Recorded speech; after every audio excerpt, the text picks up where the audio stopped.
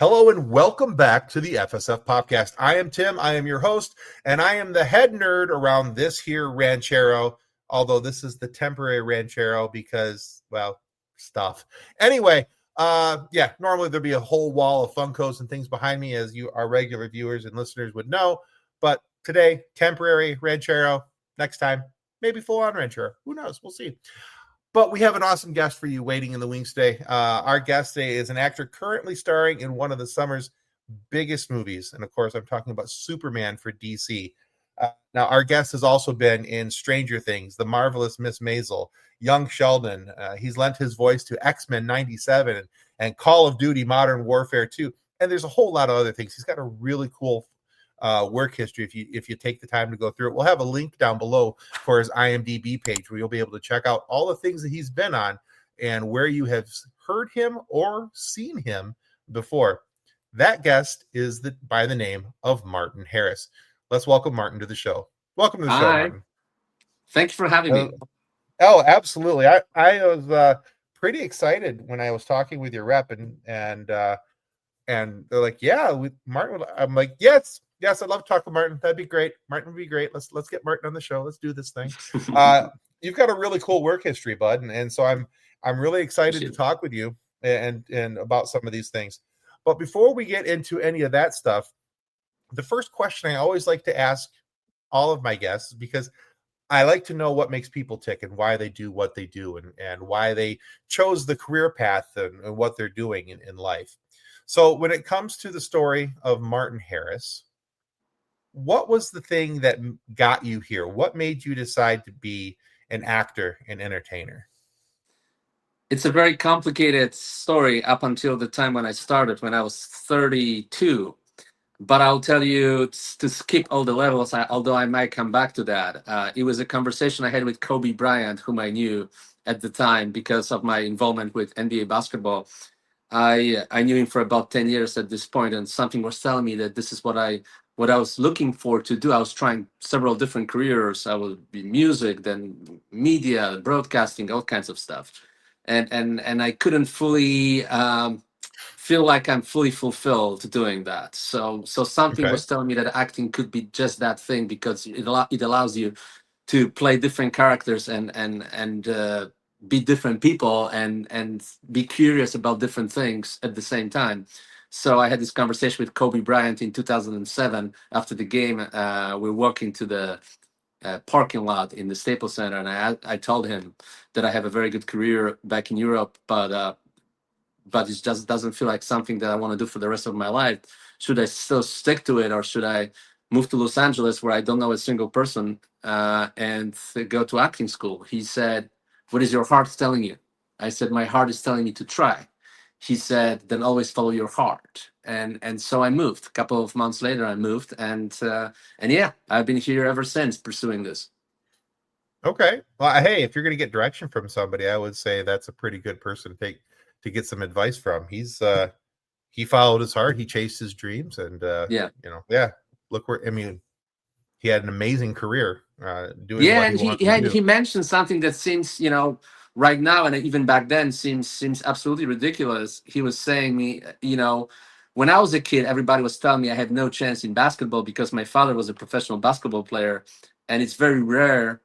And at the time, it was very rare. Now I think it's more common, but at the time, it was very rare that a kid could follow his dad's footsteps and be not only as good but better. So he said that he was living with that burden since he was a kid, and that kind of drove him to be the guy that he was. That kind of put him on edge throughout his career. That he was always chasing to get better. That's interesting.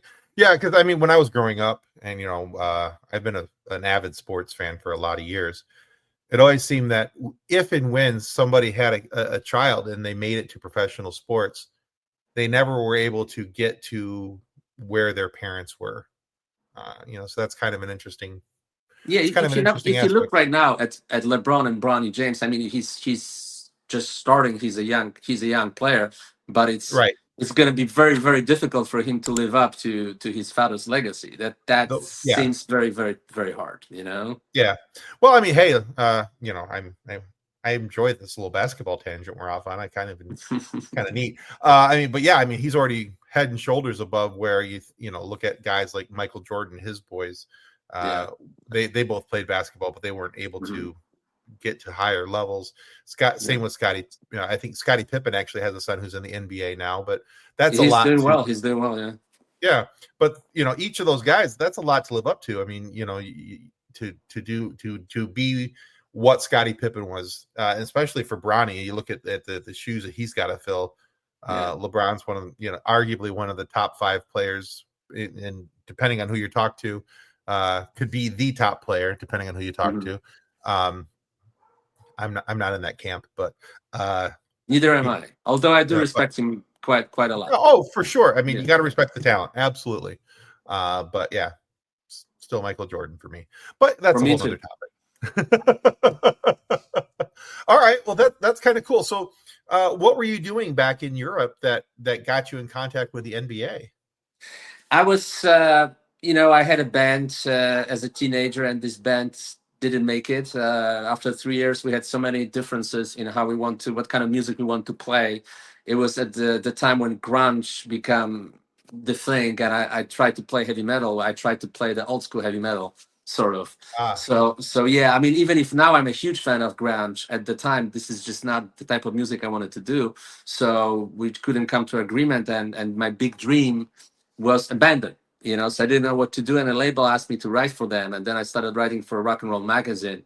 But okay. it was hard for me to support myself doing that. So I decided I always liked sports. It could be because I was like kind of lost at the age of 18 and 19. It was hard for me to find out what I really want to do. Like didn't want to Sure. really study, didn't really want to get like a regular job. That's never something I wanted to do. So I was like, what could be the thing that will allow me to travel and have a fun Yeah. life. So I decided to do that, and because I spoke some English, not like now, but spoke some English, and not too many people in Poland at the time still did. Now they do, but not at the time. That's like mid to late '90s. So and I liked NBA basketball in high school. I got into it. So I just became uh, I started specializing in basketball, and I was living in the city of Wrocław, which is the Polish kind of capital of basketball. That's the city where Okay. basketball is extremely popular.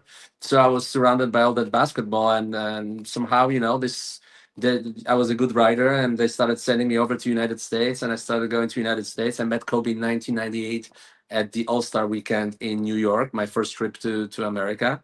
And then I Excellent. started coming, yeah, like once or twice a year, and I love it here. I always thought, and now being American citizen, I always thought that this is a place where I feel like it's more of my it's more of my personality. Like it's Okay.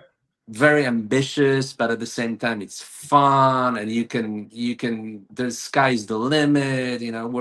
Where in Poland I felt at the time, it's more like you start your family, you have your job. If you stand out too much, the people don't like it. If you're falling, they will help you, but if you stand out, they don't. It's more like, like the society is a little bit different, where I was Oh, always sure. more Understood. adventurous type. So America had always appealed for me, and I'm glad that I came, and I'm here, and I'm American, and I'm here.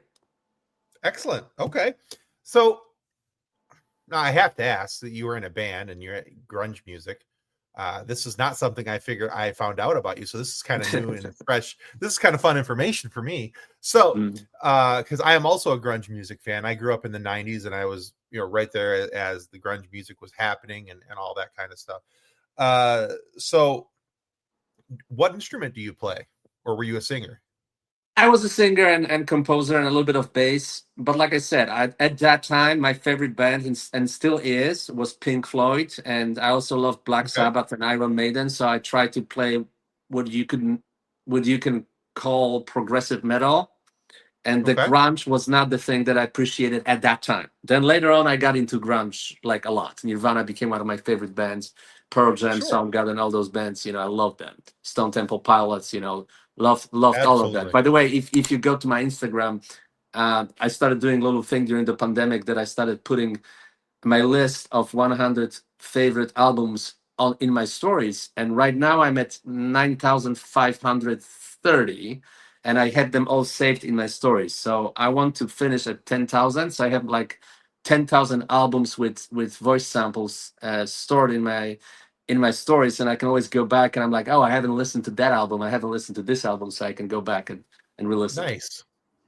I did not get that far back in your Instagram page. I am going to go that far back in your Instagram page now because, yeah, that is something I would very much pay attention to. Recently, I started this. I started following this thing online. It's 1,001. It's called the 1,001 album generator, and it assigns you a different album every day, and it can Oh, be from different genres. It can be from different okay. eras, and it's a lot of fun. And the next morning, you rate that album and give, or and write a small review, and then you submit it and it gives you a new album. And I think I'll I'm check at it out. a yeah, it's really cool. I as for a music fan who likes to have a little bit of eclectic taste in music and try out different things, and it's really fun, and it'll take you to Apple Music, Spotify, YouTube, wherever that album can be found. It'll give you direct links for it. It's really kind of a cool site. And Yeah. I think I'm 125 days in or something like that, but Well, I'm it's been definitely a lot of checking it fun. out. I'm definitely Yeah. checking it out. Listen, music is extremely important for me. I spend hours every day listening to music. I listen to a music. I'll tell you how I work. So, like when I was working on Superman, I would, and on the way to the set, I would listen to death metal. So today Nice. I'm taping an audition for a role, and there's two scenes that are happening, and there's a jazz music in the background from the '70s. So I'm Oh, listening cool. to that music to get myself in that headspace. I This is like very it. important to me, and I'll tell you, and like James Gunn, he had a band too. I listened to that band before I started working with the guy because it gives me like almost an insight to his head, Sure. the type of music he created. He had a punk rock band called The Icons, and I listened to that band prior to coming to set. And also I recently found a playlist for Peacemaker season one, and I Oh and I was yeah. surprised how many bands from that playlist I haven't heard of. I thought that I know everything about hard rock from the '80s and early '90s, and there were some bands I didn't know. Yeah. I you know what? Yeah. That's one of the things I've always loved about James Gunn movies is that they're all Mhm. the music, the soundtrack for them is always very good. I love the music for the Guardians of the Galaxy Yeah. movies. I love the music for the Peacemaker series. Oh, unbelievable. And All those obscure yeah, hard rock bands yeah. from the '80s. Oh, it's Crazy. fantastic. It's Pretty Boy fantastic Floyd. stuff. Who knows Pretty Boy Floyd? Now Yeah. a lot of people do. Yeah. Wouldn't have known him before then, but they do now. So yeah, there's a lot of cool stuff. And there's a couple songs from the Superman movie that I can't stop. I have them like on repeat right now. I just I'm a um punk rocker. that one and the one from Noah and the Whale, the 5 years time, I think it's called. Hmm. The scene where Mr. Terrific is kicking everybody's butt in the sand. Oh yeah, And yeah, that's yeah, the song yeah, that's playing yeah, yeah, as terrific balls are just going off and yeah, yeah, yeah. smacking people. So Yep. It's yeah. funny because my first or second role in my entire life on a TV show was in Puerto Rico in 2016 on a show called Startup, and there was this guy working on the show that everybody was telling that he's great and he's gonna go places, and that was Eddie Gattegui. That's Mr. Terrific. Oh, that's cool. Yeah. That's very cool. So I All kind of right. followed his career since because he had a really good role in the show. I had a small role, but they flew me back and forth, and I met one of my best friends now who acted with me in that show.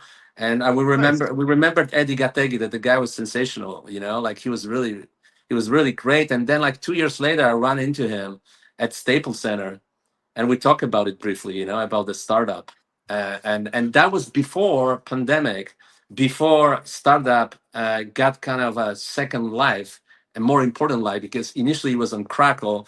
I think the experiment that kind of failed. It was Oh, okay. Sony's platform that they tried to launch, and And Yeah. I think it didn't kind of work out. So they put it on Netflix in 2020, and suddenly, people sitting at home, and the show became super popular, became a hit almost 4 years Right. later. Yeah. And it had some good great actors, Martin Freeman, Ron Perlman, Oh yeah. a bunch of other people were in the show. Adam Brody, I think, was in the show, Okay. and I remember Giannis, the Milwaukee Bucks star who won the title that year. He Oh was yeah. telling that's his favorite show, so that was fun. Yeah, That's cool. All right. yeah, Well, speaking of your work and shows and things along those lines, um, now we as we mentioned in the intro to this, that you're part of the biggest movie of the summer, Superman, which is a really great entry for the new DCU. Now, in that movie, you play the General of Boravia. Now, what did it mean for you, both personally and professionally, to be in such a high-profile IP? I mean, this is a huge property. yeah. That was one of my dreams, growing up, and I didn't think about acting when I was growing up, but I was a big fan of Superman, and I was a big fan, even bigger fan of James Bond movies. But those were my two favorite characters. Those were my I would say those unrealistic dreams, like thinking about it, like would be cool, a cool thing to do, be like in Superman or James Bond movie, and I didn't even think it would be ever possible. So that's almost ironic that happened. But in the last couple of years, when I started working a little bit, I started working more. I started working on some nice shows and films and some big budget stuff. I was chasing Superman when I heard, and ironically, when I auditioned for it, I didn't know it was for Superman. Only after I Oh, booked it, I cool. realized it was Superman. That's even better. That's kind of a cool story. Yeah, I've heard a couple different people where they got, you know, they got the project that, they had auditioned for, but they didn't know what it was, and they find out later that it's this big budget thing, and then yeah. they're, you know, It was called so yes. Genesis. Genesis. That was the title I auditioned for. Genesis. Oh, okay. Yeah. Well, that actually makes sense because this is the first entry. Genesis was the first entry of the Bible. Yeah, makes sense. Beginning of things. So yeah, so that's kind of a cool. That's actually, I really like that story. That's cool. All right. So yeah, it's fascinating to me that the movie there, that just how well that movie has been cast. I mean, I know a lot of people are upset because there's the Zack Snyder fans out there who still wish Henry Cavill was Superman. I liked Cavill as Superman, but I thought Corn Sweat did a really good job at it. I loved everybody in that movie. They were cast. You were perfectly cast for your role. Thank you. Yeah, it's just that's one of the things I think that James Gunn does really well, is that not only does he pick good music and good soundtracks, but I think he picks the right people for the casting of the project, and make sure that whoever it is, they look the bit, they sound the bit, they feel the bit. It's not trying to squeeze a round peg into a square hole. Yeah, I think when I auditioned for it initially, it was only for I think two scenes. Then they added third scene about a week before. I was communicating with Katie, who was James' assistant. We were talking a lot about what's going on, what's my character. Although only regarding to what I do, I didn't get the full script, so there was a lot of guessing. I think he left a lot of room for interpretation. He wasn't trying to spoon feed me exactly what he wants. Then on set, of course, he gave me some specific cues. But first it was two scenes, then three scenes. Then he added three more scenes on the day. They thought about it, and then they did it. They added into all the press conference scenes pretty much on the day of filming. So I think looking back, the choice I made during the auditions, and the fact that I knew that I grew up in communism my first 12 years of my life, and I'm a big student of history. My father is professor of history of arts, but he also studied history. And I was history was like the biggest thing for me. The first 15 years of my life, all I read was just his history books. I knew history of that region, and I was thinking about when I was thinking about auditioning for the general who works for president that is kind of a despot, that is kind of a tyrant. Yeah. I totally agree that he can't be a tough guy per se. He has to act tough to his soldiers, and in a situation where he's surrounded by other Boravian people, but when he's with the president, he's kind of scared. He's intimidated by him because he knows what can happen. It's like Joseph Stalin, who was the dictator in the Soviet Union. On one hand, he won World War II because he didn't come life. Soviet forces, I think, lost like Right. 8 million lives during World War II, and he was just pushing people to the limit. And if he didn't like the general, he could shoot them, right? At any point. He executed a lot of his officers, a lot of his generals. So I was thinking about someone Right. like that. That I serve a guy like that can take my life at any moment. Okay. Yeah, that's a great history example. I mean, not great, but I mean, if you're going to pull from an example in history, that's definitely one you could look at as to how a dictator is going to operate, and even his generals underneath the dictator and how they're going to operate. So, yeah, I think that's probably a good example to pull from. Okay, Martin, thank you so much for being on the FSF podcast today. Where can our viewers and listeners go to find out more about you, your work, or anything you've got coming up? You can go to my Instagram. That's the only social media I'm pretty much using. It's Martin_Harris LA, and I post by my work. I also post my music, my art. I'm an art collector. I have about 40 paintings. Some from 18th century are pretty rare, and some from South America, and some from current American art as well. So that's my new passion. I post about my art. I post about my music. I post about my movies. You're not gonna find any sexy photos from me, unfortunately. You're not gonna find any silly videos, but who knows? Maybe at some point. Okay, very good. All right. Well, I'll make sure to put links down in the show notes down below so people can check out your work and they'll be able to follow you as well. And now, guys, hey, if you haven't already, now it seems like a really good time to remind you that following the FSF podcast on our YouTube channel is a free action for you. It costs you absolutely nothing to click the subscribe button and like this video. So we ask that you do that because not only does it help us to get more amazing guests like Martin Harris to come on the show and have these great conversations for you to listen to, but it means more to us than we can really ever describe. So please click the like and subscribe button. It's free, it costs you nothing, and it helps us out a lot. Pretty please, sugar on top. Anyway, and go check out Martin's work as well. And if you haven't watched Superman yet, you are really missing out. It's an amazing, amazing show with a killer soundtrack. And I am so excited for everything else that's coming in the DC universe coming up shortly here. So, Martin, hey, thank you for being on the show today. Really appreciate it, bud. Thank you. And for everyone else, thank you for listening and or watching the FSF podcast. And may the force continue to be with you as you live long and prosper. Goodbye. Copyright 2025 FSF Podcast. Reference any specific product or entity mentioned on this podcast does not constitute an endorsement or recommendation by FSF Podcast. The views expressed by guests are their own, and their appearance on the program does not imply an endorsement of them or any entity they represent. If you have any questions about this disclaimer, please contact us via email at info@fsfpodcast.com.